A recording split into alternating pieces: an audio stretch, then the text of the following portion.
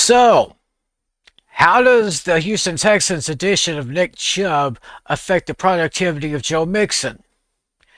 Can Michael Penix really lead the Atlanta Falcons to the top of the NFC South?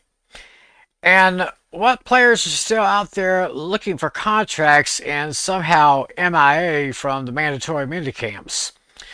Well, we're going to find out the answers to those questions and a lot more as we get ready to head south this week. Yeah, we have week two of our 4 week series of divisional previews. And that's coming up tonight here on Fantasy Football Fever, which starts right about now.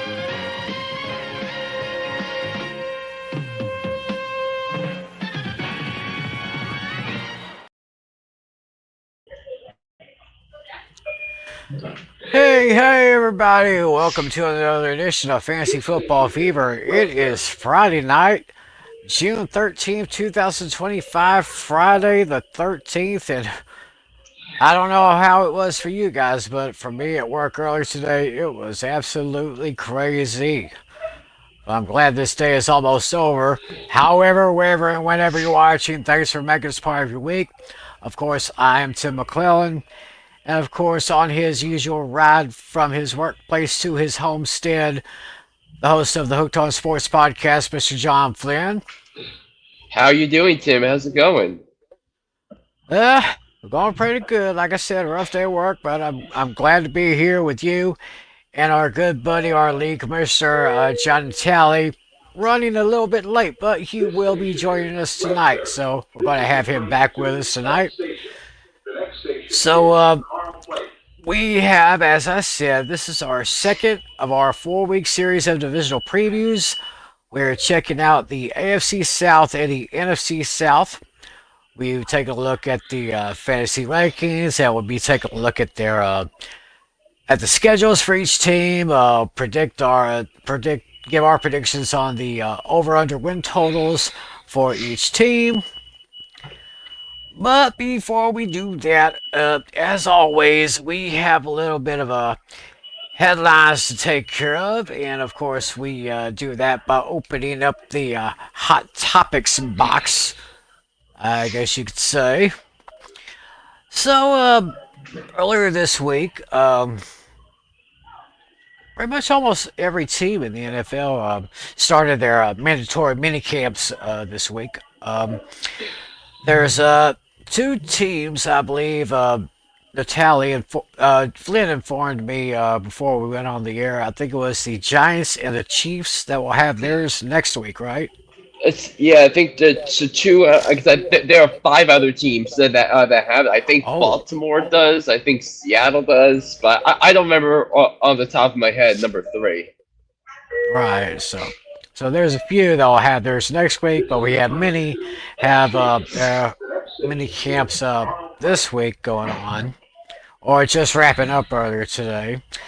There are some notable players worth mentioning that are either holding out or at minicamp, but they're still looking for contract extensions here. The first and the foremost I see here is, of course, the defensive end from the Cincinnati Bengals, Trey Hendrickson.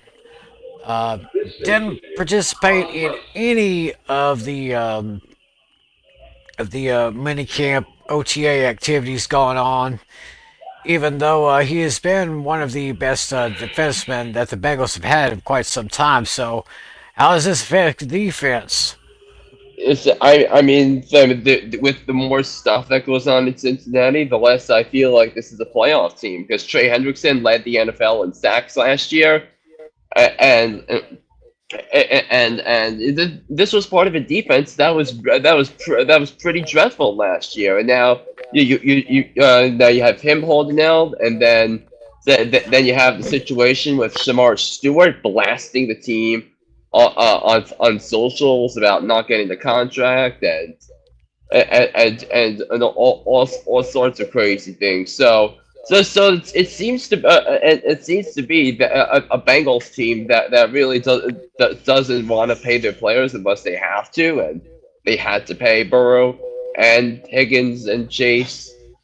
But you can't pay everybody, and but Trey Hendrickson is if Trey Hendrickson, let's say if he gets a contract with an average of 35 million a year, I would say worth every single penny. And as you mentioned, the defensive end, 17th overall pick, Shamar Stewart, he left minicamp yesterday.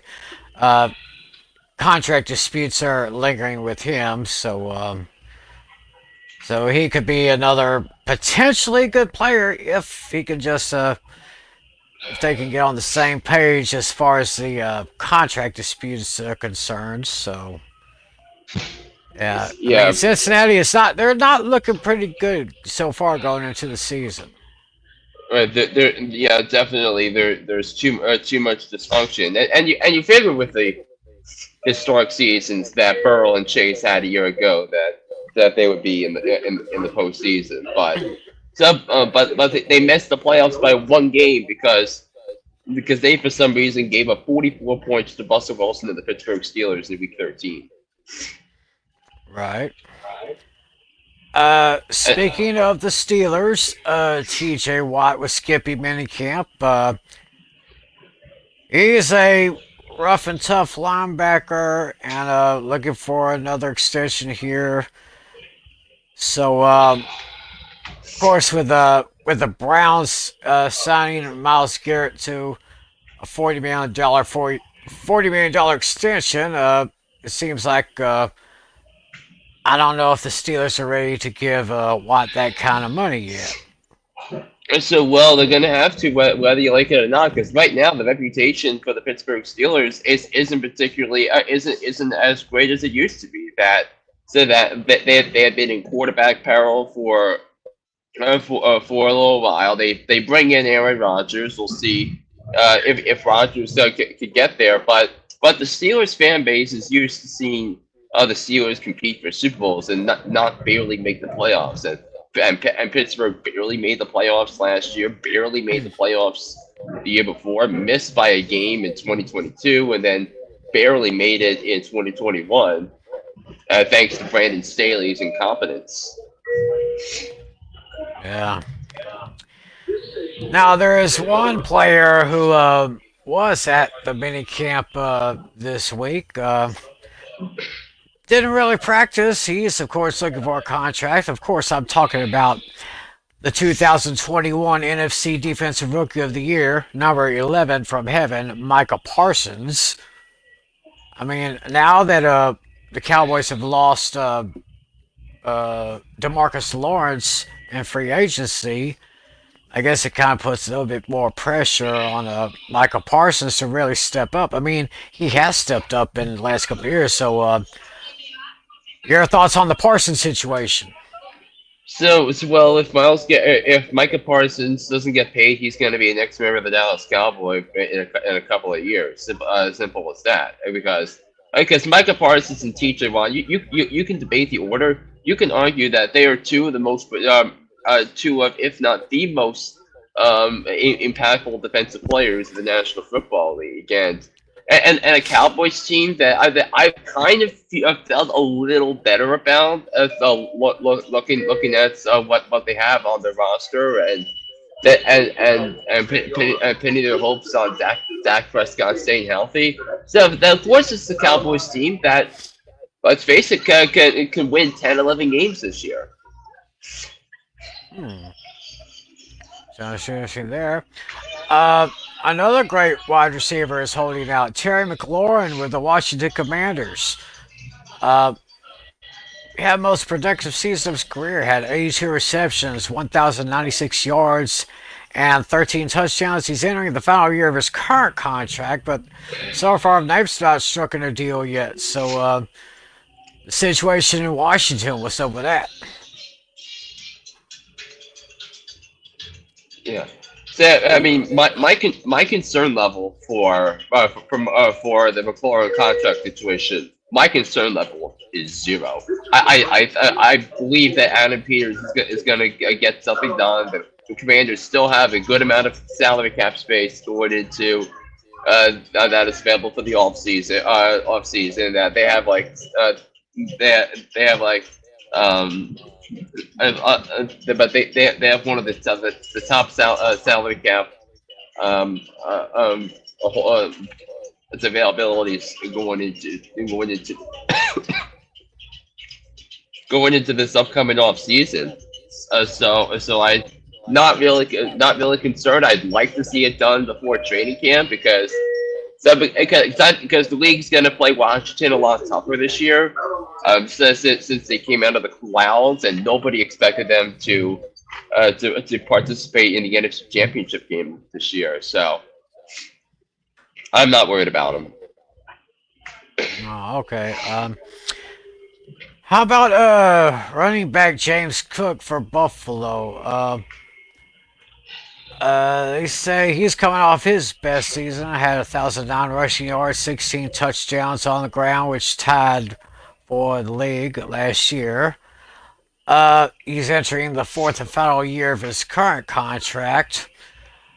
Uh, what do you think of the James Cook situation? I'm concerned. Not going to sugarcoat it because I think James Cook. I think James Cook and maybe to a degree Khalil Shakir. I think are the two players. Alongside the offensive line. So the only players that can make Josh Allen better because James Cook is such a powerful physical runner. So that he can take pressure off of Josh Allen while wearing down opposing defensive lines. But by that, so I would be concerned if I'm James Cook, if I'm the Bills, regarding James Cook, because in theory, the Bills are one of a handful amount of teams in the NFL that I think can win the Super Bowl this year. So I'm thinking Buffalo, Baltimore in the AFC. I think those are the two that really stand out. And of course, the Bills play the Ravens at home week 1 in prime time. So it's going to be an all hands on deck against that Ravens defensive front. I see you there. uh, there's one particular player I'm looking at that's actually seeking a trade out of Miami, and that's our corner, Jalen Ramsey. I mean, So if he gets a trade here, where where would be the best fit for Ramsey? Where would he be his best landing I mean, spot? I'm laughing. I'm laughing out loud at this because the Dolphins have no idea what they were doing. So I mean, Chris Greer comes in, signs Jalen Ramsey, who is like 30 years old, to a ridiculous contract with 3 years, 75 million, and I thought that was a disaster waiting to happen. And then you have the concerns about Tyreek Hill not being excused from mandatory minicamp by Chris Greer.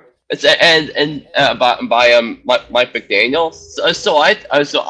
I'm really concerned about the production here when it comes to the Miami Dolphins this season. They could be in the cellar of the AFC South this year.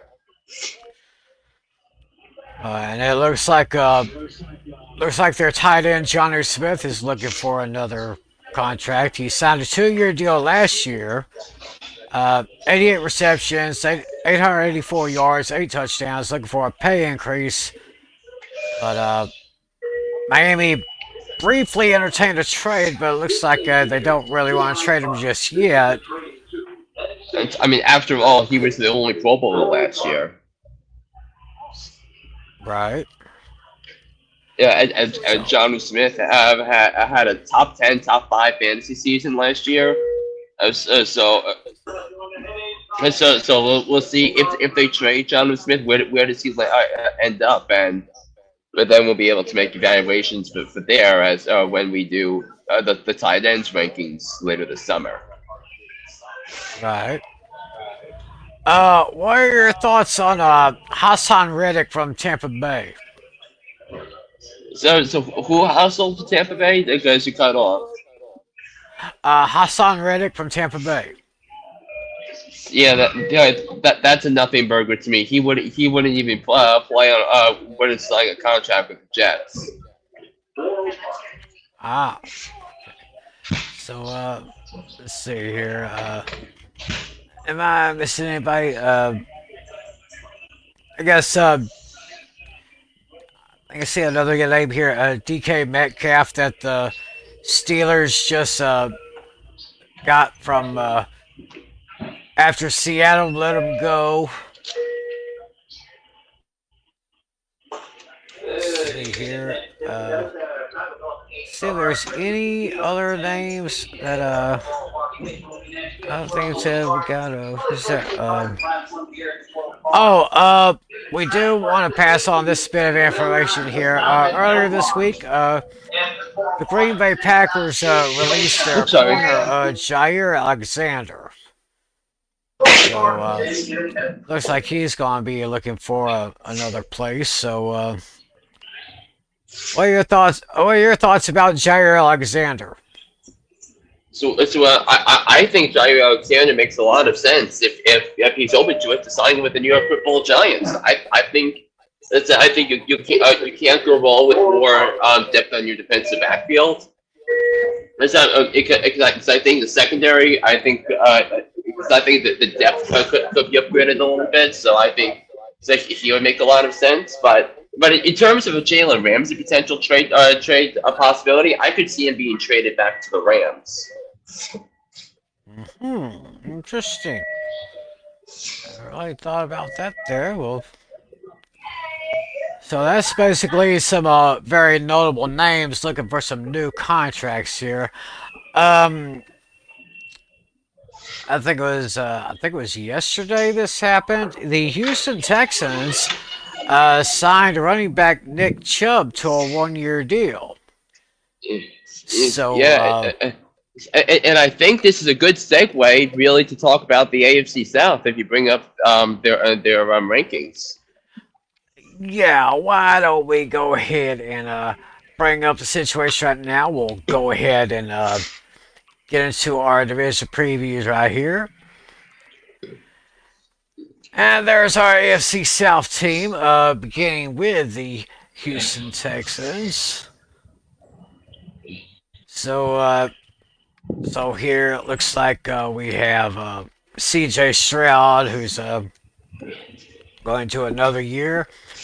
Once again, those numbers that you see to the right of their names, those are their fantasy rankings going into the 2025 season. So we have Stroud ranked number 20 among all running backs, or among all quarterbacks.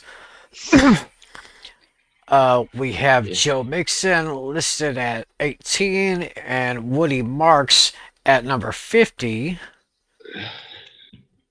Let's see. So, Yeah, I would have to imagine that I think as we get close to the season, I think Nick Chubb is going to get more reps in training camp.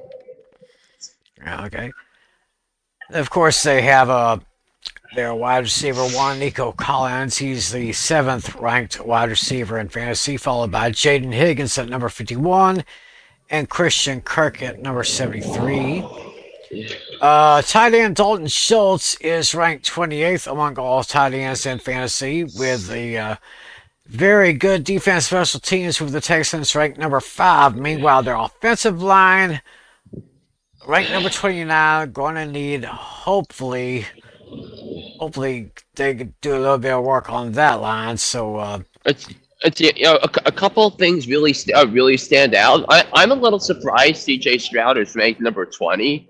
I think he's going to be better than what the rankings project. That's because remember C.J. Stroud had up until Jaden Daniels last year. You can argue compare and contrast the rookie seasons of Stroud and Daniels from 23 to 24, but I think that CJ Stroud still has an opportunity to be a really good above average quarterback in this league. So could CJ Stroud wind up in the top 10 this year? Because the couple years moved from finishing fifth in 2023. I wouldn't bank against that really for the Houston Texans. Um, I mean, prior to Nick Chubb signing, Joe Mixon was actually ranked in the top 15. Now, that's taken down a little bit, but Joe Mixon is still a decent RB2 to have Right. on your roster. So, like, if you so your second running back, so he'd be an average RB2. So, and I also want to know what your upside is on Nico Collins because I think if Stroud is better than the rankings, I think someone like Nico Collins could be better than seven. Oh, absolutely. Yeah, Maybe he could be in the lower part of the top five potentially. it's yeah. I mean the Rams. I mean the Texans brought in a new offensive coordinator who was the pass game coordinator last year for the Rams and he was there a couple of years ago when Puka Nakua was having an historic season, and having Nakua and Cup on the same team, and how that offense flourished and how they made it competitive with the Eagles in the divisional round. So. I think the Texans are going to have a better season than the rankings are really think because you have the gift of the schedule, which we'll get to in a second. They're the only team that has in the division that has a legit defense. They have one of the two best receivers in the division. Well, him and Brian Thomas Jr. and maybe Travis Hunter could have something to say against an argument as well based on his unbelievable athleticism. So I think you look at the Texans and they could coast to a division victory and win another playoff game this year. Now, if that's the case, though, the expectations have to be higher. That if the Texans don't make it to championship Sunday, I don't think they will. Then you got to consider the season a failure, in my mind. Yeah, I'd probably think the same way there. Looking at the rankings for the Colts offensive team, so we got of course the quarterback Anthony Richardson, ranked very low, number 29 among the quarterbacks.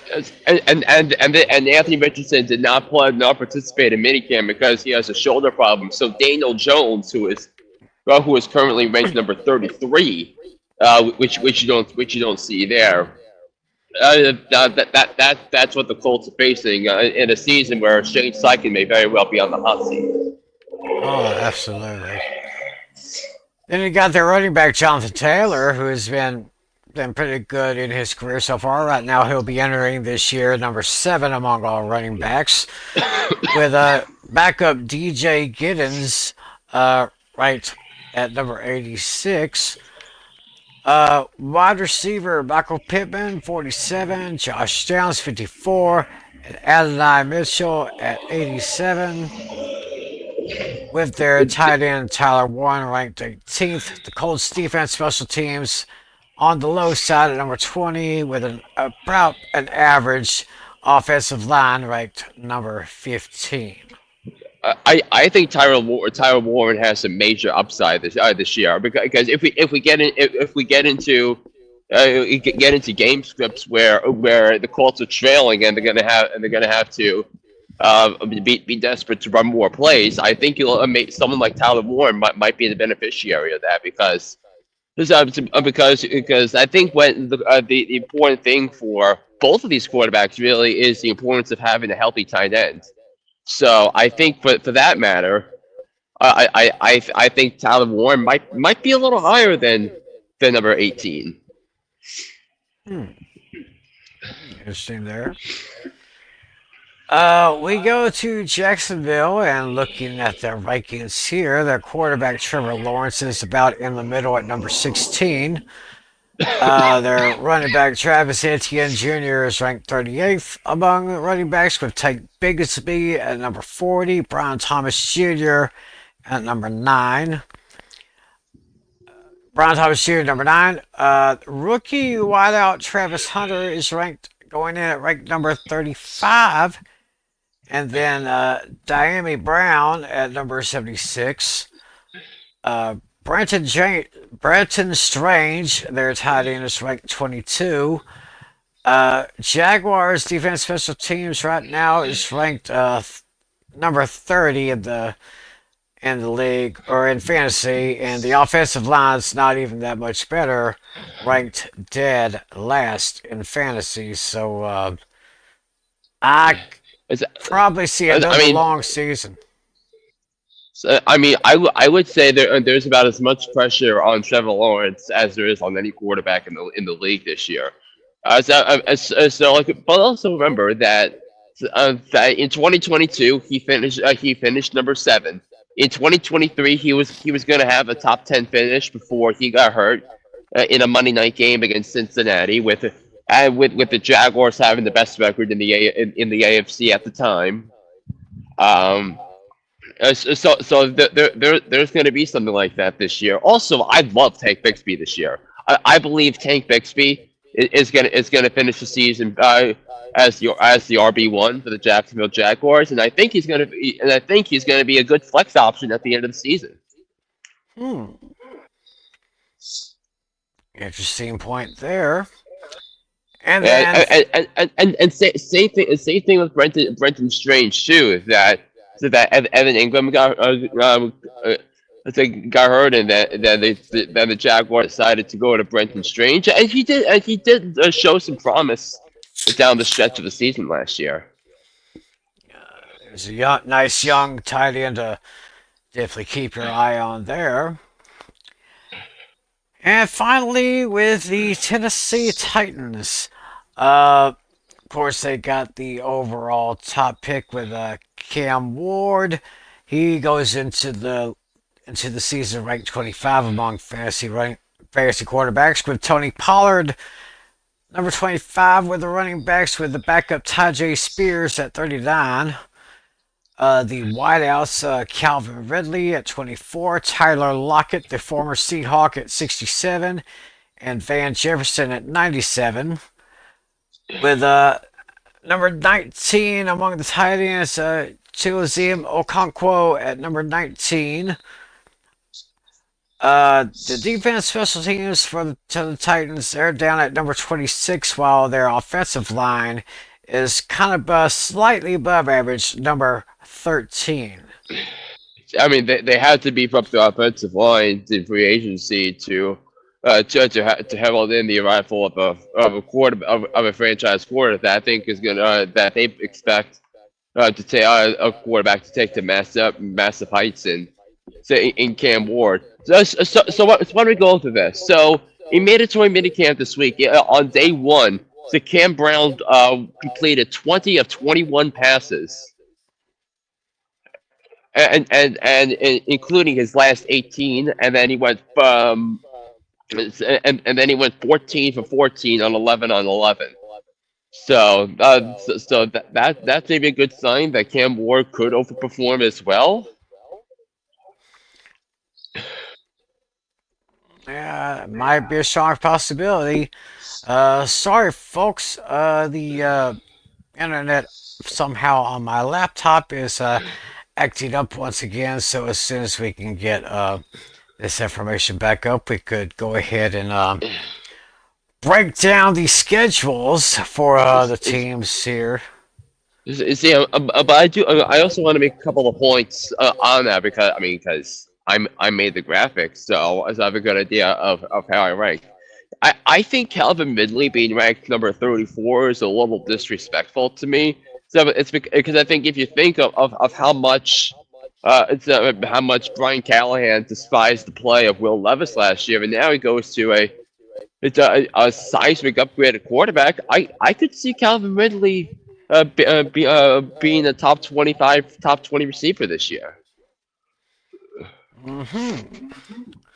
And Okay, and the let me. schedule and the schedule isn't too bad either. So All it's right. and even the fantasy playoff schedule isn't horrible because they have the Chiefs and the Saints week 16 and 17 this season. So I could see Calvin Ridley being a role player on a team on a for a manager that wins a fantasy championship this upcoming season. Right. All right. Why is this not working? Trying to get that up. Trying to get these pictures back up here, but again, my laptop is acting up again. Yeah. So, I was gonna bring in the trivia question after the schedule, so I will bring that up right now before we go back into that. So your trivia question tonight, Tim. aha, Uh, yes, go ahead, sir. which running back was tackled for loss the most last year? So which running back had the most tackles for loss last year? Hmm. The running back was tackled for the most yards lost. So no, Well, who I'd was have to tackled? say, Who was tackled for loss the most? So like how many times, rather than how many oh, non-negative rather than how yards? many yards. Okay. Number of Yeah, times that they were tackled for a loss. yeah, and of course, a tackle for loss is when you have possession of the ball and you And you are don't tackled reach the behind. line of scrimmage. Right. Right. Hmm. Very interesting question. Of course, it's going to be a team that probably did not make the playoffs. Um, okay, there's an issue with the file, so let's try again. Let's see here.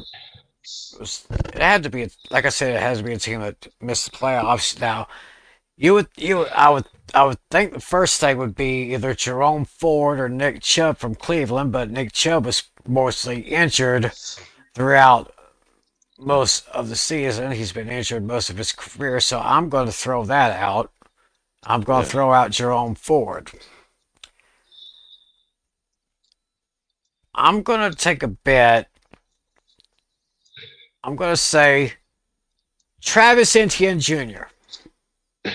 Okay, so Travis Etienne Jr. is your answer, and I will reveal the answer when I get back home and have the full numbers up. So Yeah.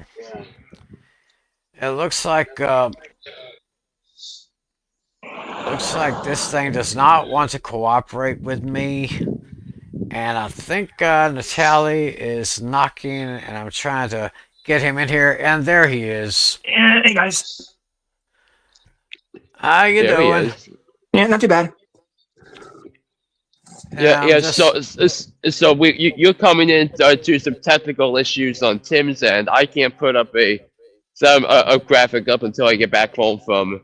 Until I get back home, I'm like a few minutes away. But we were talking about the rankings for the AFC South teams Hmm. and all of that. So like, do you have any thoughts on players that might be that you think are going to be really good this season for any of those four teams?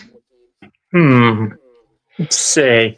Well, obviously, yeah, the Cleveland Browns. Yeah, forget about it.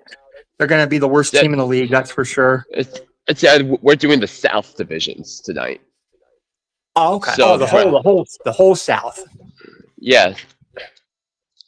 yeah. Hmm. It's a tough one. I mean, I said a little before. I think C.J. Stroud and Nico Collins are going to overperform their expectations this season. right. Because C.J. Stroud is currently ranked number 20, Hmm. which I'm of the opinion that it was ludicrous.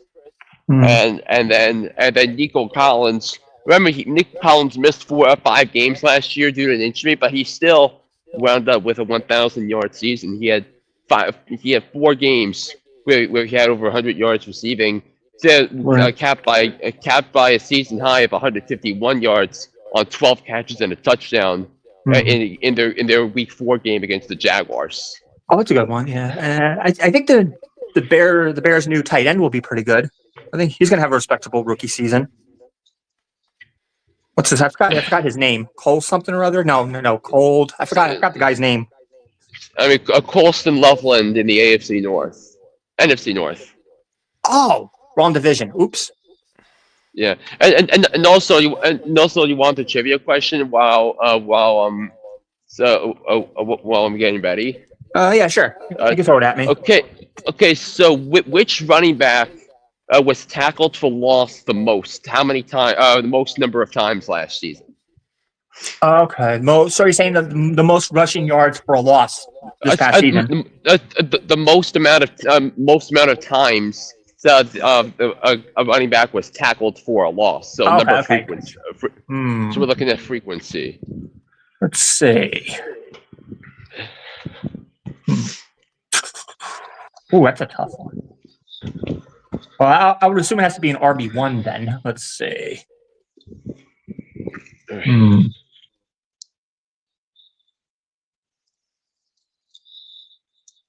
I'm tempted to say Najee Harris, but I don't think it's him. Yeah. This one's tricky. I'm home, so I'm gonna have I'm gonna have I'll take over graphics in like 5 minutes. Yeah. I'm Okay. gonna think about that one for a little bit. We'll come back to it, I Yeah. guess, when we're ready. Yeah. Yeah. So. Yeah, I was just thinking about sending these files over to Natalie so he could display them on his laptop. But since you've just arrived back in your homestead, we'll just let you take the controls when you arrive at your command center, so to speak. So yeah, we're talking AFC and AFC South. We're just going through the AFC South right now, just talking about the rankings, the fantasy rankings for those teams, Yeah. and we were just about to go take a scan at each team's schedule Yeah. and kind of predict what we think the win totals will be. See if we'll pick over or under. So I was just saying, let me see if I can. We were talking about the. So they're saying that maybe C.J. Stroud could really go off this year, Mm-hmm. and the effect that Nick Chubb has now that he's signed with the Texans, maybe that takes a little bit away from Joe Mixon's productivity. Yeah, maybe a little bit.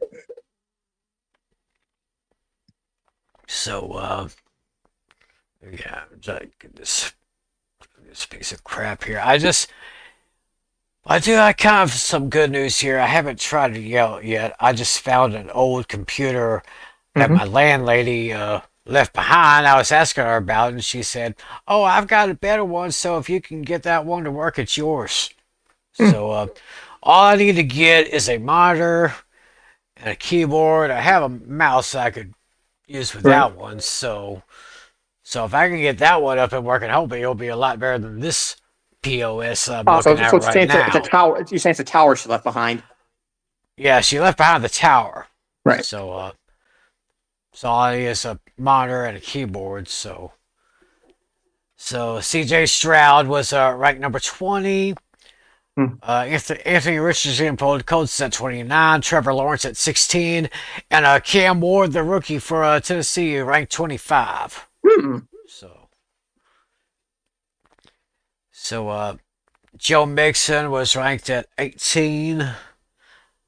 Nico Collins for the Texans ranked 7 among the wide receivers. Hmm. Very good defense special teams ranked at number 5, but their offensive line is ranked 29th. So they got Jonathan Taylor expected. He's starting ranked number 7 among the running backs. Uh, Probably the really good saving grace for the Colts this year may be their tight end Tyler Warren. He goes into this year ranked number 18 among tight ends. Okay, almost just under the middle of the pack. That's pretty good ranking, considering he hasn't played yet. Right. Looking at the Jags, they got Trevor Lawrence ranked 16th among running backs. Travis Etienne number 38. Flynn said he's really got his eyes on Tank Bigsby this year. And the rookie wideout, Travis Hunter's number 35. There we go. Okay. I surrender my controls. And my audio is good, correct? Yep, I hear you all and clear. Yes, sir. You're just fine. All right, now let me put my headphones in, and then so Natalie can react to the rankings that we Yeah. see. Mm-hmm. All right, so he's pretty good there.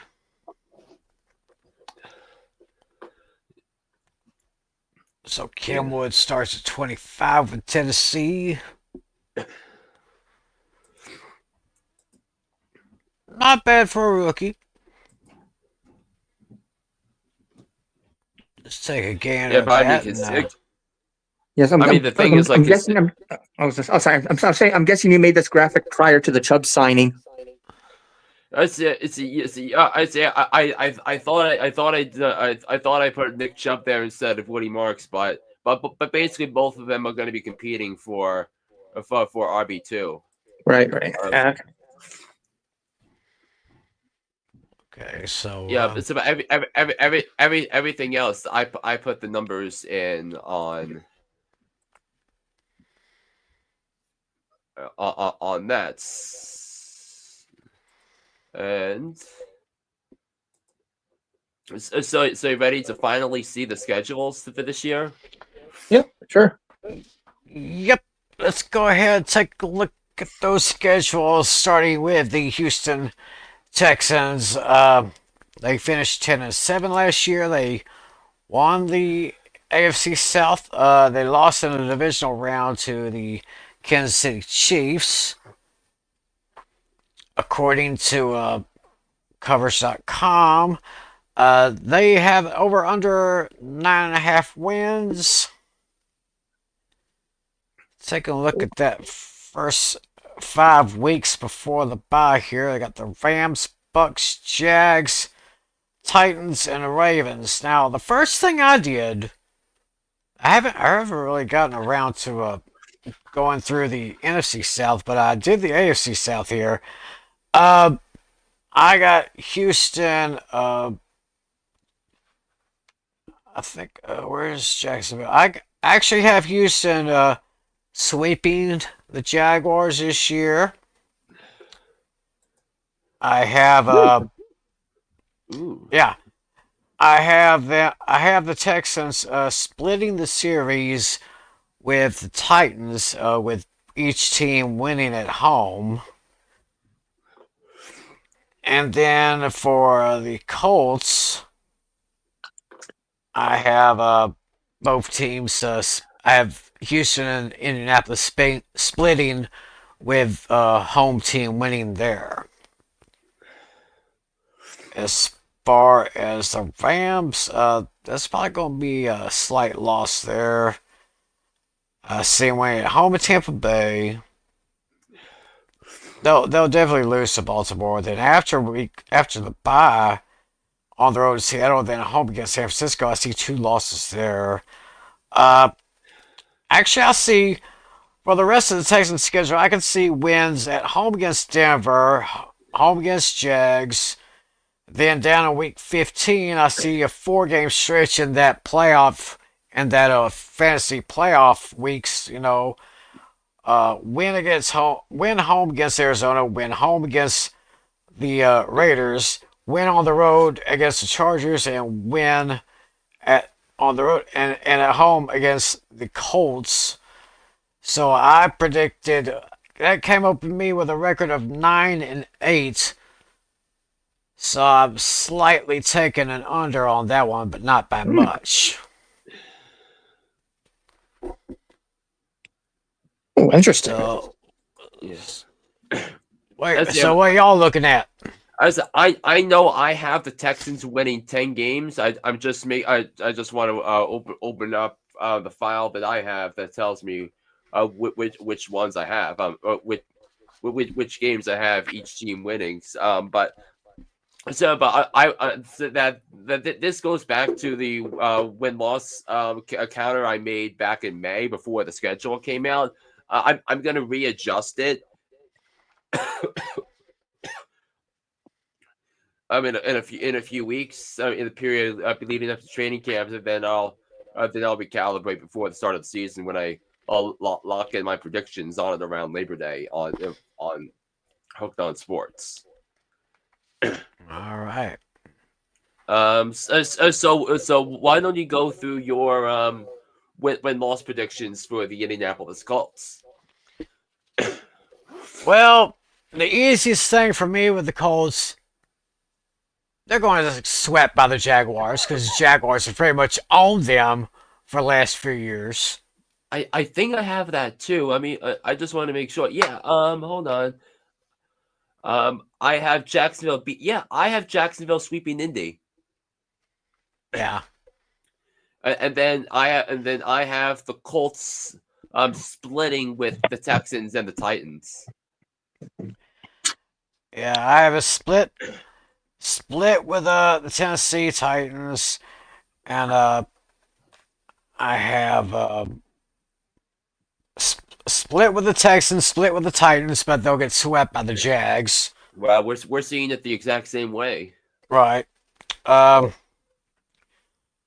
a huge game on the road in Kansas City after their bye week. That'll probably be a loss right there.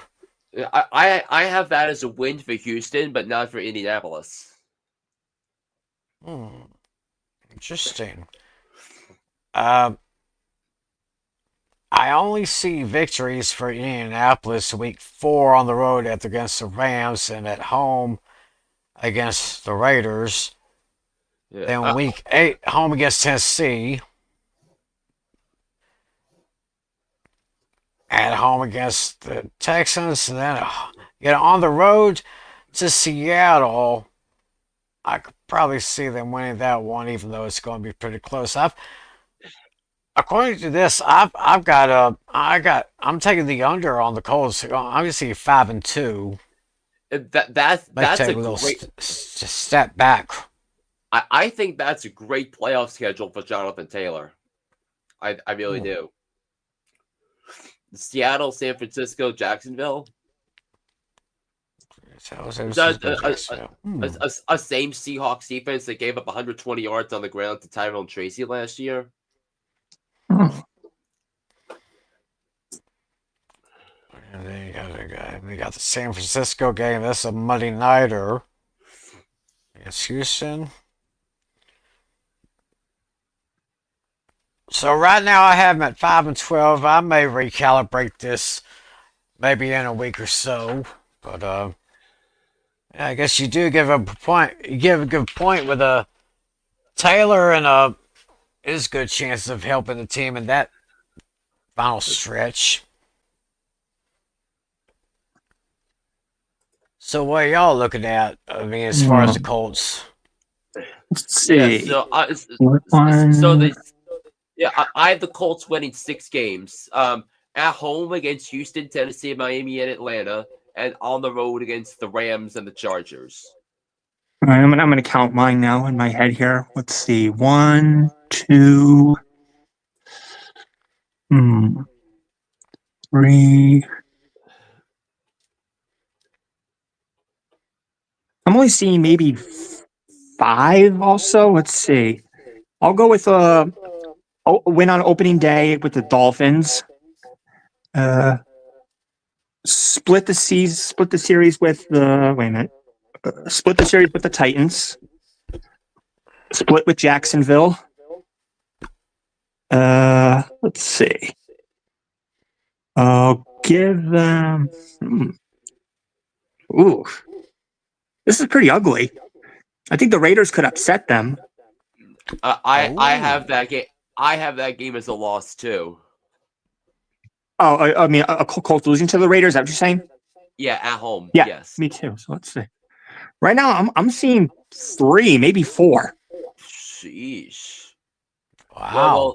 The only ones I'm saying right now are Dolphins, and then splits with the Jaguars and Titans, and then maybe 1 or 2 more here and there. Falcons is my question mark. Let's see. 49ers is my question mark because who knows what's going on with them. Cardinals are sneaky good. I think the Cardinals will beat them.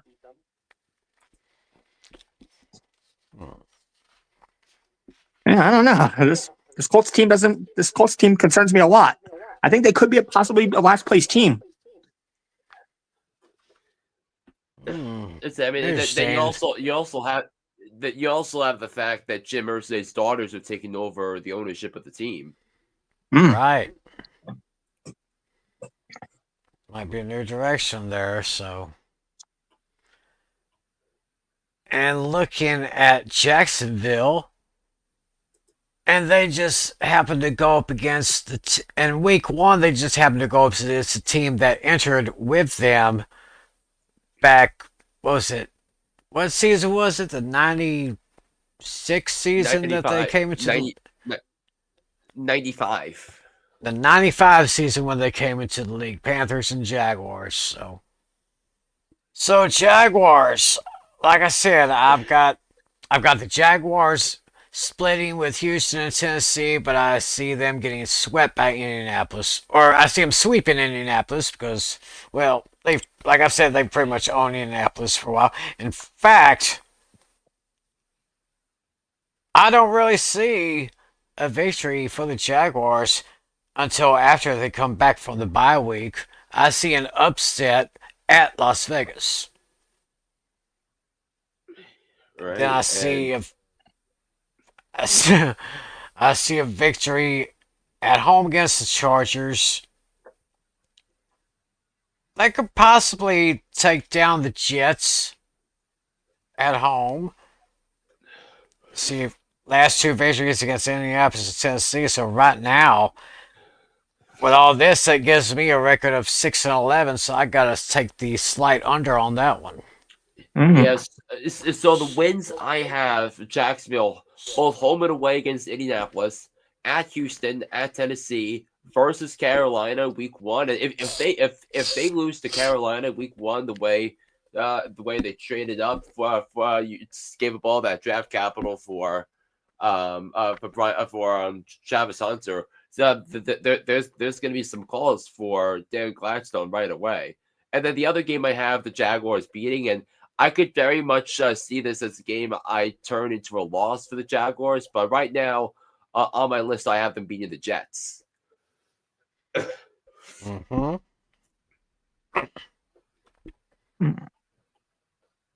think I'm counting 6 on my end also. Yeah, we all have 6. We've all seen it the same way.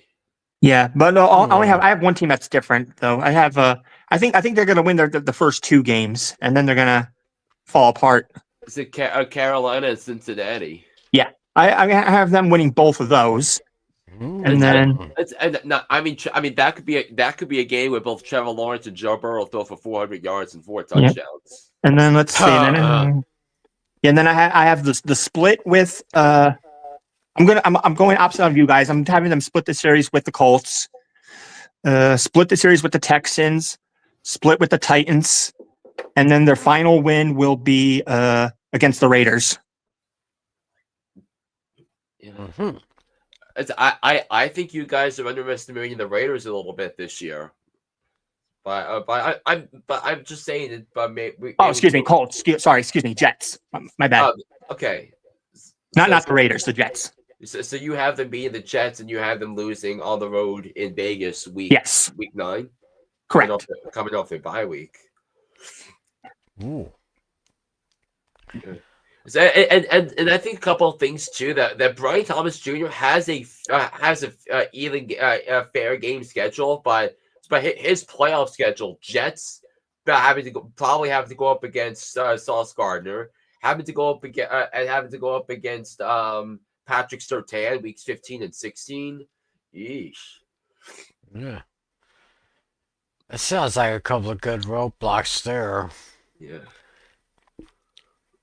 And so, with the Tennessee Titans, the over/under is 5.5 wins, and I think I'm probably be a little bit too rough with the Titans this year, even though they have a promising young quarterback in Cam Ward. Right now, I have Tennessee winning 4 games, but I don't think they're going to win less.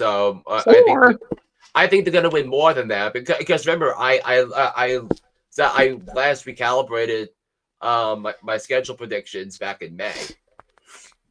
I'm going to count mine. Yeah.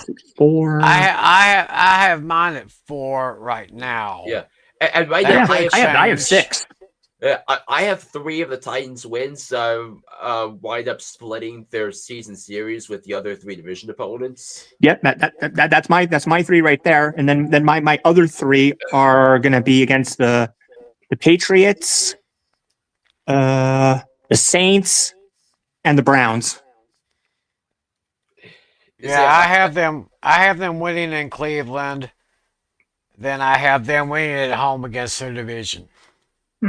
So, yeah, I mean, and let's take a look at some of the strength of schedules here for the Tennessee Titans. I mean, Cam Ward's not going to have an easy schedule. I mean, look who Tennessee is playing week 1. Right. yeah. And the Broncos, I've been doing some mock draft simulator, and the Broncos defense special teams has been the first one to come off the board. I had them last year for a little while on fantasy. Yeah. It's I think a pretty neutral schedule. When it comes to the fantasy playoffs, so it might be a little bit tougher than their overall schedule, but nonetheless, we're gonna do that. So right now, these are going to change probably by the time I lock in my NFL predictions on Labor Day. But I currently have the Colts, Jaguars, and Titans all hitting the under, and yeah, I have over on all except for the Colts. Yeah. All right, so you want to head to the NFC South now? Let's take a look at some fancy rankings from the NFC South. Oh. So there they are, the 4 teams: the Falcons, the Panthers, the Saints, and the defending division champ Buccaneers. The Atlanta Falcons, Michael Penix Jr., going into his second year in the league, ranked 26 among fantasy quarterbacks. Very interesting here. My man, Bijan Robinson from Texas, ranked number 1 among the running backs, with Tyler Algier at number 49. I think Tyler Algier, he's been around for quite some time there. So Drake London, that was a receiver who was pretty much under the radar for most of last year. Impressed me. He's ranked number 10 among the wide receivers, with Darnell Mooney at 49, and then you got Ray McLeod at 74. And Drake London did not have an easy schedule to start because he had to play the Steelers, the Eagles, the Saints when he actually had a good defense last year, Kansas City. So it wasn't really an easy schedule, but but he finished in the top 10 last year among receivers, and he had three top 10 finishes, and he had 2 games where he had over 150 yards receiving, capped by the season finale, week 18, where he caught 10 catches for 187 yards and 2 touchdowns against Carolina. Yeah, so very interesting there. And also that game was also the best good performance for Michael Penix Jr. this season. So with Michael Penix Jr., does that mean we get a bigger target share this season from Drake London than we did last year? Quite possible. Maybe. My question before we move on from the Falcons is, what are they going to do about Cousins? I mean, right now they have no choice but to keep him right now, because right now because with how many backup quarterbacks took snaps last year, and even the last 2 years, and it's been a pretty substantial list of quarterbacks that took snaps last year, and if you look at the roster for the Atlanta Falcons, you have Michael Penix Jr. He is going to be the Week 1 starter. So then you have Cousins on what I believe what's currently a ridiculous contract right now. And number 3 on the list, the third string quarterback is by the name of Easton Stick. Easton Stick. I've heard that name before. So you probably did because he went to North Dakota State. Nah, I think it was because he played for. Did he play for another team, or was he drafted by? He was signed as an undrafted free agent by the Chargers. Chargers, that's who it was. So the Falcons' defense and special teams is ranked 25th, while the offensive line is pretty good at number 11. Yeah, and there's going to be pressure really on the Falcons defense to really step up, because they drafted 2 guys on defense. They traded up in the first round. They gave up their first round pick next year, which I thought was wild for a guy like James Pierce Jr. But I think what some people were saying was that at this time last year they were looking at James Pierce Jr. as being the top pick in the NFL draft. So could that be something where they go? But the Falcons defensive line is gonna have to show up this year. Oh yes, most definitely. I'm probably hoping to see another 1,000-yard rushing season from my man Bijan Robinson there. Yeah, Bijan Robinson is currently projected on Mike Clay's from ESPN with 302 rushing attempts, 1,410 yards, and 13 total touchdowns. Sounds pretty good to me. Yeah, sounds pretty good. Yes, but I think this is my thing about Bijan Robinson. So if you have the first or the second overall pick in the draft, it's not going to apply to any of us this year, because we all made fantasy playoffs last year in our league. So, but is Bijan Robinson going to get past number 2 this year on draft night? Mm-mm. I mean, second round or second pick? The second pick. Oh. Because remember Mm-hmm. last year we were talking about Christian McCaffrey in that situation. Now we're thinking maybe we're thinking about Bijan Robinson, maybe Saquon Barkley for the Philadelphia Eagles, or Jahmyr Gibbs. So, but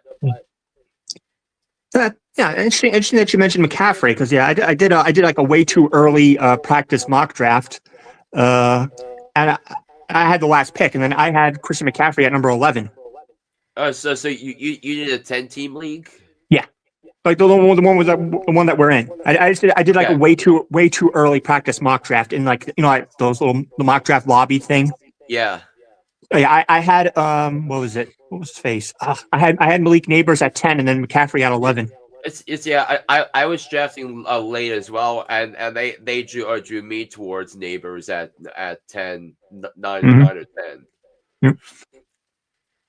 Yeah, but I think the thing I really think is I really don't care where what order I'm picked, because my thing is let the draft come to you. Yep. So, and also, what about can we finally try see Kyle Pitts unlock his potential? Because it's been 4 years of constant stories about Kyle Pitts underperforming and not living up to the Hall of Fame grade some scouts gave him in the draft process. I guess it was a good. Now he's got a new quarterback, so we'll see. So let's do a higher or a lower here for Kyle Pitts. Do you think he's going to finish higher than 20th? Yes or no? Among tight ends. Yes. Tim? I could probably see him finishing the top 15. Yeah. He's got a chance. I mean, maybe a change at quarterback, of course, with Penix coming in now. Who knows what could happen? I mean, he's got the potential. I'm just waiting for his really big breakout year. Yeah, I'm going slightly up. I'm going to say he's going to finish at 17. Slightly up. I'll say about 15, 16 maybe for me. Yeah. Yes. So last year he finished 15th. So let's go back to his first season. His first season, he played 17 games, ranked number 6. He had a 1,000-yard season, but only 1 touchdown, which is kind of interesting. 22, he missed 7 games because of injury. It's average 7.5 yards fantasy points in a PPR setting, so that wasn't going to do it. In 2023, he finished 13th, played all 17 games, and then last year he finished 15th. Last year, 47 receptions on 74 targets, 602 yards, 12.8 yards per reception, and 4 touchdowns.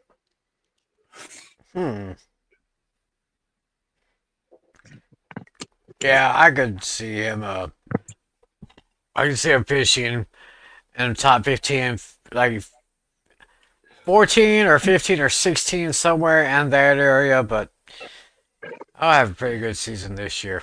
All right. So you want to move on to the Panthers? Sure, let's do it. Bryce Young ranked at number 21 among the quarterbacks, with Chuba Hubbard at 17. The former Cowboy Rico Dowdle, number 53. They have the rookie wide receiver Troy McMillan at number 36. And then you got Adam Thielen at number 52. Play that thing. Play that thing.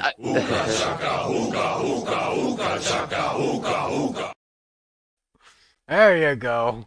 Yeah, I was literally about to play that, so we were on the same page on that. But hey, how about that? And they got Xavier Leggett, the wide receiver 3, ranked close for hat at number 56. A tight end, Jatavion Sanders at number 32. Wasn't that one of their draftees from this year? I believe so. Or maybe an undrafted free agent? Yeah. And if you're wondering about the backup, who is ranked number 42, it's Tommy Tremble. Oh, great. That's probably him. Panthers defense special teams pretty much at the bottom of the league, and the offensive line is in the lower part. So the offense and defensive lines are going to be getting a challenge here. Yes. So But remember, we saw Bryce Young show some promise during the second half of last season under Dave Canales. So the question is he going to keep on advance further in his development? Because remember, next year he's going to be up for the decision to pick up his fifth-year option. So he's going to need to perform this year in order to have that fifth-year option picked up.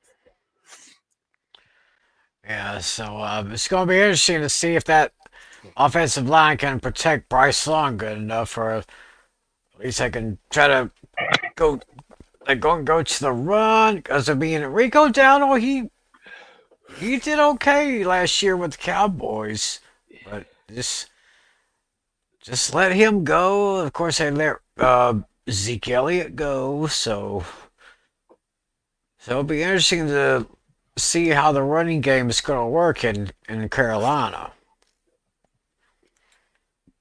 But I digress here.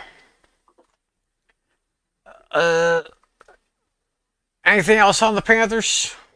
So I do want to go through some of the weekly rankings that Bryce Young had down the stretch of last season, because remember there was a time last year after he looked really bad.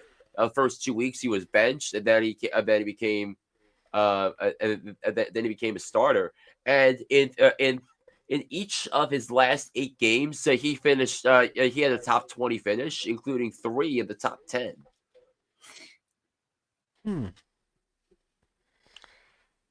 Let's see there. I guess they said, we'll just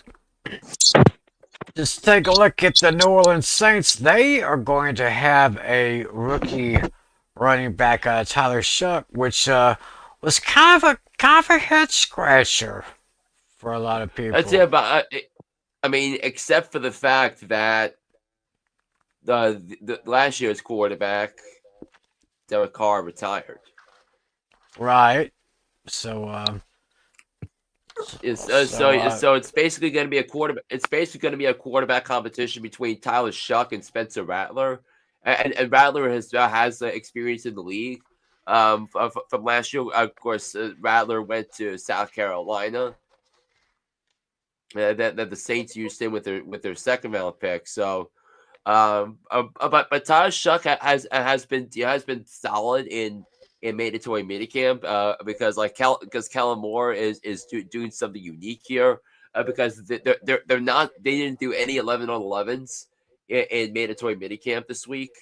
Yeah. I mean, I think what they were saying is because the Saints have had so many problems staying healthy that it's coming upon them to make sure that they get to a certain checkpoint, to having players and having their key players available. Yeah. So Shuck's coming in at number 30 amongst the fantasy running backs. The veteran Alvin Kamara ranked 14th with Kendra Miller, the backup, at number 56. I think Kamara could be a cash cow in PPR leagues this year.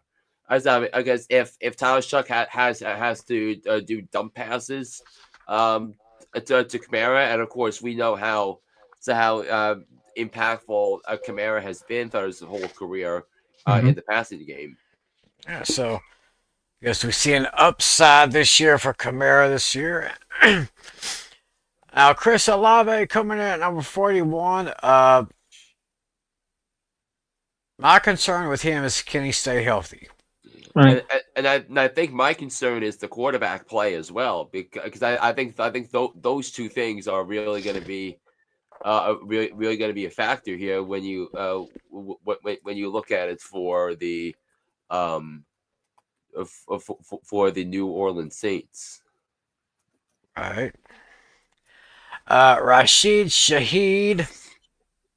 I kind of gave him the nickname Speed because he just burned the Cowboys secondary. I think it was that game. I think it was last year or the year before. I can't remember, but both Kamara and Shaheed burned the Cowboys last year.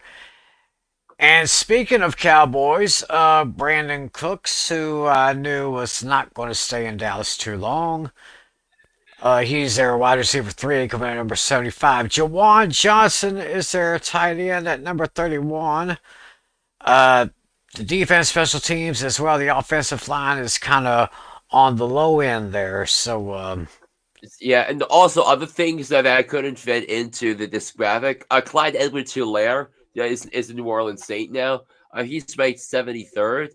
And Foster Moreau, I remember that's a familiar name. He's the backup tight end, ranked number 38. ooh. So they got Clyde Edwards, Fresh Prince of Bel Air. Yeah. So that's going to be an interesting lineup for the Saints this year. Yeah. Uh, Which leads us to our last team, the Tampa Bay Buccaneers, and the Bucks might have one of the best the deepest wide receiver room in the NFL. That so much so that if you look at the wide receiver charted rankings here, would you know one name that actually two names that I mean, one's gonna be was a big player last year down the stretch, but did you know who wasn't ranked? Didn't make the cut here for the Bucks because of how good the receivers are. McMillan. Yes, Jalen McMillan. Jalen McMillan, yes. Yeah, and then they drafted Meka Egbuka. They're brought back Mike Evans. So that was actually the first free agent signing reported by Adam Schefter when the tampering period began a few months ago, and then we'll see how much we're going to get out of Chris Godwin. I mean, that's going to be a question mark this year because I mean he is coming off of that devastating knee injury. Mm-hmm.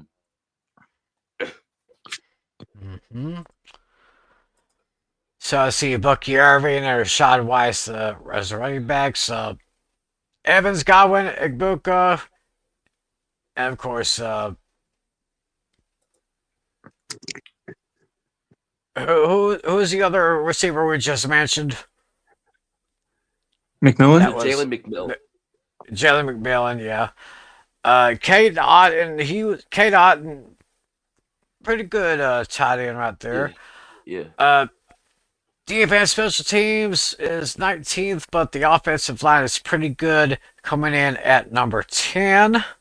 Yeah. So, and Baker Mayfield, who I think should have another great season, but his schedule is not going to be easy because remember their three same place games are against first place teams, and those those three teams this year were the Philadelphia Eagles, the LA Rams, and then they play the same place finisher in the AFC.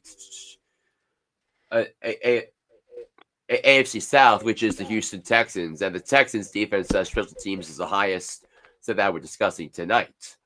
Right. So those are pretty much the fantasy rankings for the teams in the NFC South. So going to their schedules now, Atlanta Falcons finished 8-9 last year. This year they're given an over/under of 7.5.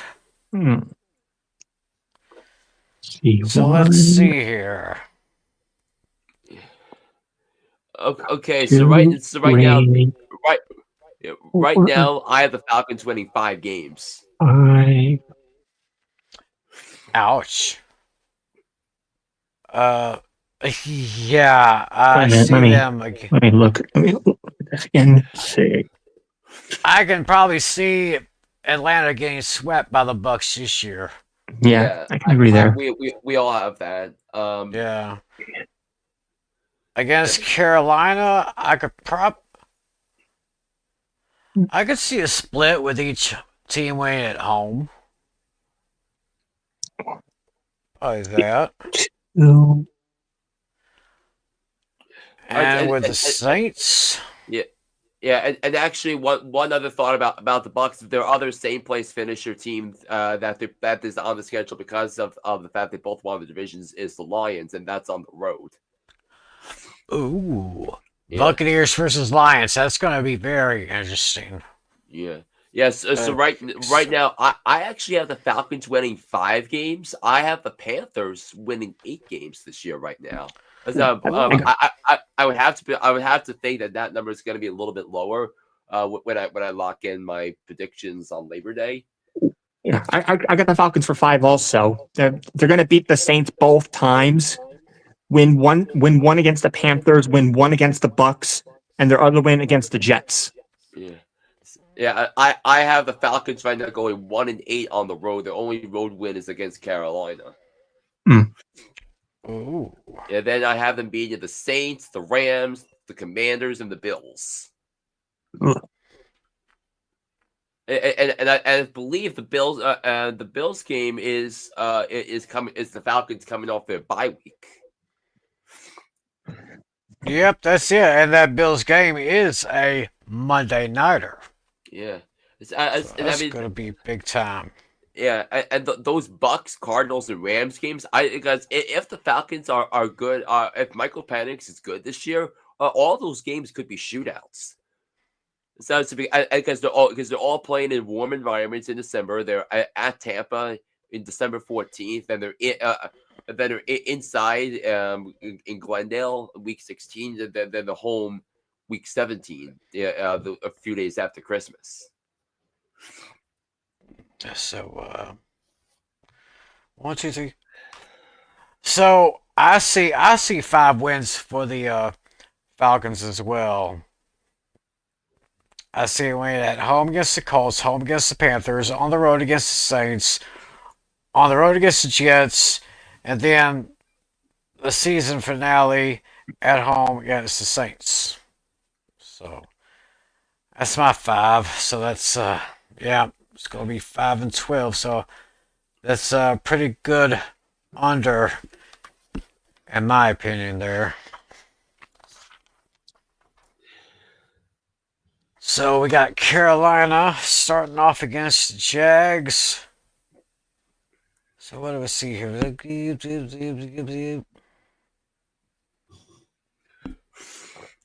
I see week 6 at home against the Cowboys.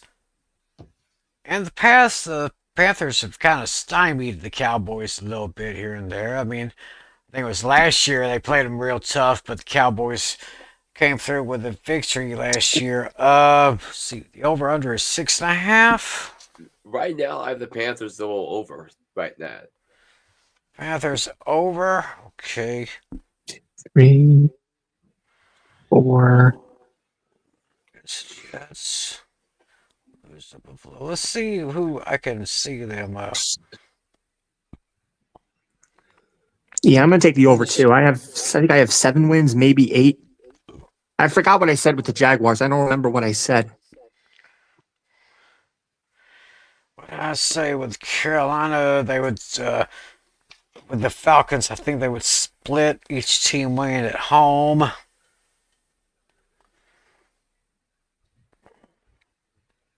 Okay, at San Francisco, that's going to be a loss. That's going to be too tough for them.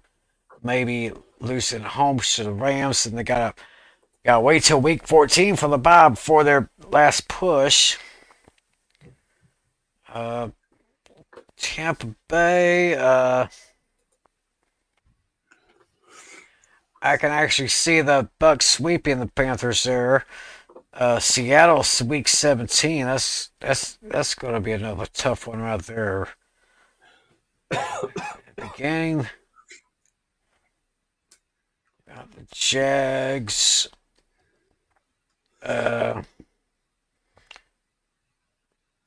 See a loss there against Arizona. That's a loss. New England, I think Drake May will take care of those guys. And then against Miami, it's going to be a loss of 1, 2, 3.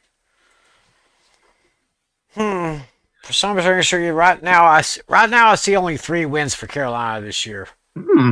Right now, it's just 3, but it could change. So it's going to be 3-14. We'll just see what happens there. So look at New Orleans. Oof.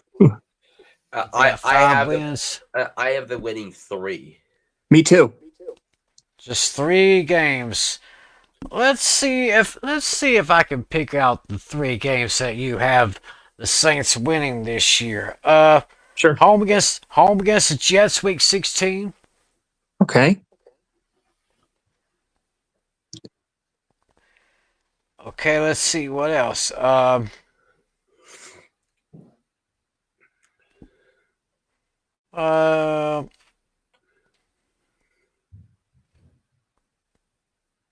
Maybe home against the Panthers, week 15. All right. And then you're one more. So what did I say, week 16? In week 16 against the Jets, you said. Then you said week 15 against Carolina. Saints. You said Jets and Patriots. All right. One more. The Jets and Panthers. Oh, sorry. Jets and Panthers. Sorry. Yeah, the Panthers, week 15. Wait a minute, I said the Panthers would win at New Orleans, so what am I looking at here? Week 15 versus Carolina. They're at home. So Carolina's going to sweep them, so that's a loss. Lose at Tampa Bay, lose at Miami. I think I saw a split in Atlanta. Yes, so I'll let you know that the 3 wins I have are home against Atlanta, home against Carolina, and at Tennessee. Hmm. Yeah. Tim pretty much predicted what I had. I have them beating Carolina once, and then they're going to beat the Patriots and beat the Jets. Got a win against New Orleans. Those are my 3. That's a loss there, so. Oh.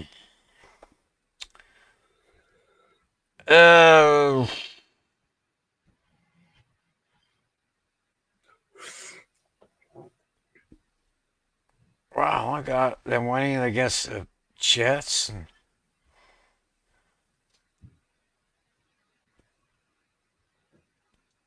Oh, I think I may be looking at this wrong a little bit. I'm going to have to redo this one. I don't know if the Saints could win on the road at Tennessee in week 17. Yeah, that's what I'm trying to figure out too, and if I have to make a change to that in a couple of weeks. My biggest question mark is when the Saints play week 5 at home against the New York Football Giants. That's a loss. So they're gonna lose. Yeah, they're not. I don't have them beating the Giants week 5. Me neither. Okay, so that's also right there. They will definitely not win in Buffalo. They will definitely not win in Seattle.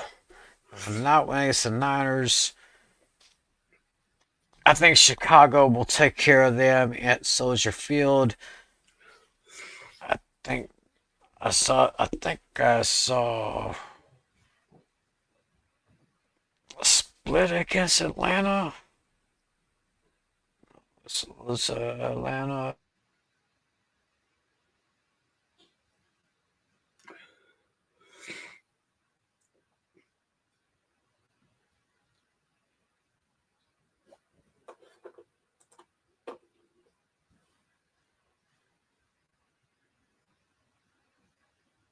Yeah, Tim, I think your mic is muted.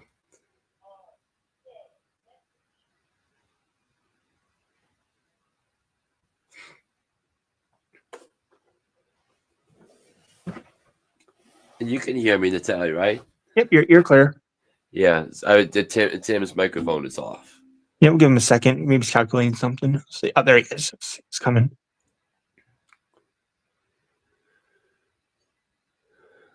Nah, he is trying to speak, but there he is. I wasn't paying attention to my microphone here. I don't know. I still have only one win against the Jets at home. Oh wow, one win. Oh God. So far. I mean, I'm not sure if they can win at home against New England. They won't against Tampa Bay. I don't think they will win on the road in Los Angeles against the Rams. Uh, question mark. I got two question marks. Well, no, because I said that they would. The Giants would beat the Saints, but Week 1 at home against Arizona. Hmm. That's a question mark right there. So So you got right now, one win and two question marks, basically. one win, two. Uh, I don't think they'll win on the road against the Rams. So, who else is that? New England and Arizona, and then at Tennessee.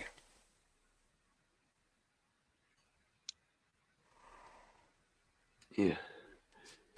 Yeah. Anyway, let's take a look. I'll have to come back to this one later. Right.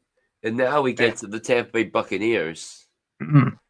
Tampa Bay Buccaneers, of course, they won the NFC South. They lost in the wild card to the Commanders.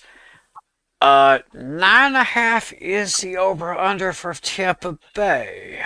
I mean, I love the over this year. I have Tampa right now winning 12 games. Okay. Let's see. I think I have 11. I'm going to count again here. Let's see. 1, 2, 3, 4, 5, 6, 7, 8, 9, 10.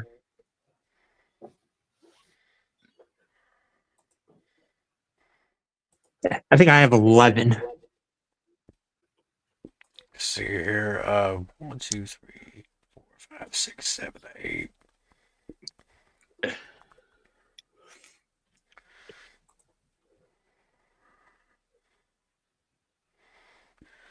Okay, I think I got 1, 2, 3, 4, 5, 6, 7, 8, 9, 10.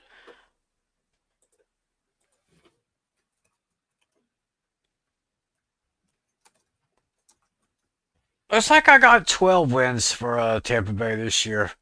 It's like I'm going to take the over there. Yeah, I'm just going to recount mine one more time. I'm going to count the losses, make it easier. Yeah, the only losses I have for this year for Tampa Bay is at home against Philadelphia. Then on the road at Seattle week 5. Then week 7 at Detroit, Monday night game. And then losing at Buffalo week 11. Oh, I still got to get a decision on the Rams. Tampa Bay on the road against the Rams. I have the Bucs winning that game. Ooh. So we got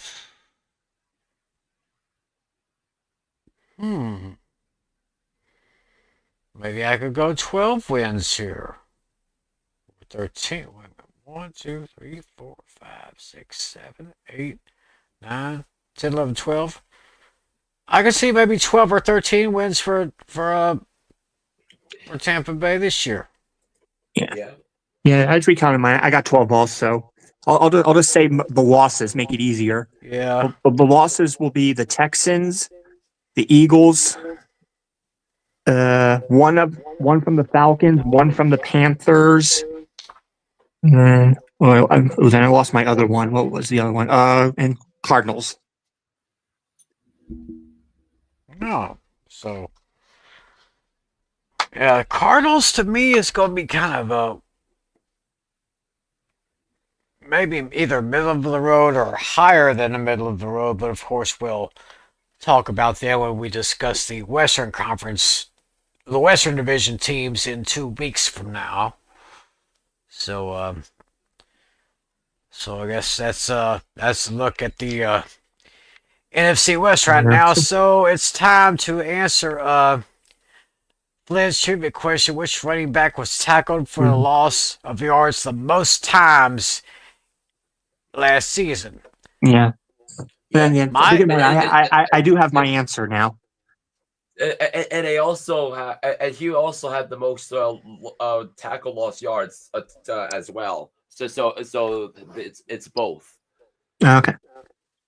Yeah, I was thinking about a running back who had a lot of tackles for a loss, and I do have my running back in mind. My answer is going to be Zamir White. Zamir White is your answer, all right? Samir Hmm. White. Yeah, And he got stuffed a lot. yeah. My Okay. answer, I was kind of thinking that it would be a running back from one of the 8 teams that we've discussed tonight. So I was thinking my answer would be Travis Etienne. Okay, so I will let the. So here's the thing. So Travis Etienne, so he was ranked tied for 22nd. Oh, so I'm like Yeah. way off. So, and then so we have that. So he was tackled on 19 for loss 19 times, and Okay. for the tally, Zamir White, so that he only had a tackle for loss 4 times. Or Ooh. Yes. So with that, Mr. Natali, I have to bring this up to you. I award you no points, and may God have mercy on your soul. that's weird. I remember him getting So- stuffed so many times. So that did not happen last year. So the correct answer, and yes, Tim, it indeed was one of the running backs we discussed today. And number 1 is Joe Mixon. Joe Really? Mixon. Wow. 39 tackles for loss. Remember the Texans' offensive line was awful last year, and they had so many injuries. All right. So Yeah. a poor And then- so a poor offensive line would count for that. Right. And then it's second was Devon Achane. Tied for third was Saquon Barkley and DeAndre Swift. I would have to Wow. imagine that number's going to be a lot lower this year for DeAndre Swift because of what the Bears did this offseason. There was Kyron Williams, Alvin Kamara, Jonathan Taylor, Derrick Henry, Josh Jacobs, and Tony Pollard rounding out the top 10. Wow. That was a very interesting question right there. So Yes, indeed. so a very interesting show we did right here. So I guess for that we can go ahead and put a wrap on this edition of Fantasy Football Fever. We shall return 7 nights from now. Next Friday night we are going to the East. Yeah, we're going to be looking at the AFC East, and I'm sure we'll have lots of discussion about the NFC East since Yeah, our so- favorite teams are in that division. And the Giants have their mandatory minicamp next week, so Yes, so you'll probably get some good reports from there, hopefully. yeah. So, And we've already seen that from from OTAs, which finished up today, as well. Yeah, so OTAs will finish up. So there'll be a few teams getting their mandatory mini camps in next week. So yeah, I anticipate a very lively discussion for next week's show since like I said, our teams are in the NFC East, so it'll be very interesting, and I hope all of y'all will be here next week to watch us. Of course, 2 of us have a rooting interest for the Giants. The other, Tim, has an interest for the Dallas Cowboys. Okay, so actually, here's the list of teams that are having their mandatory minicamp next week. So it's the Baltimore Ravens, the Kansas City Chiefs, the New York Giants, the Seattle Seahawks,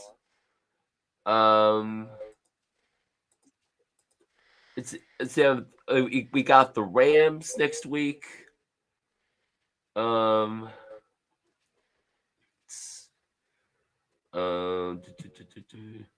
did the Giants.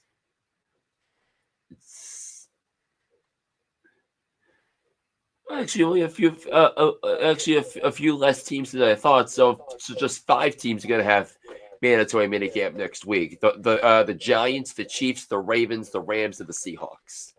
All right, so we'll check in on those teams next week. See if we can get some hot topics from those mini camps. And like I said, we'll be back next week. And until then, Bland got hooked on sports sometime this week or soon? Eventually. Coming soon, I think. All right, coming soon. We still got Stanley Cup going on. We still got the NBA Finals. I saw OKC knocked off the Indiana tonight, so that series is now 2-2. Oh boy, 2-2. So now it's pretty much best of 3, I guess. Yeah, best 2 out of 3. With that, and then the Stanley Cup Finals also best 2 out of 3, and their Game 5 is on Saturday night in Edmonton. Yeah, what a wild series that has been. And it looks like we got a late entry, Luke, Vampire Luke. Yeah, we were just about to sign off, buddy, but hey, we still appreciate you, man. Still appreciate the support you have for our show here. Y'all be sure to spread the word, so hopefully pretty soon, Flint will have another Hooked on Sports. Of course, you can find that podcast anywhere you find podcasts. I mean, Apple iTunes, Spotify. I check it out on TuneIn, so y'all check it out too. So hopefully y'all will have a great weekend. Enjoy the week ahead. We'll be back next Friday night to cover AFC East and NFC East. So, guys, y'all take care, and I'll see y'all. We'll be in touch during the week. And and then develop and plan our course for next week. So, alrighty then. So, guess that's it. For John Natali, for John Flynn, I'm Tim McClellan. Thanks for joining us, everybody. Have a great weekend. Enjoy the next week. God bless you all. And as always, be a good sport. See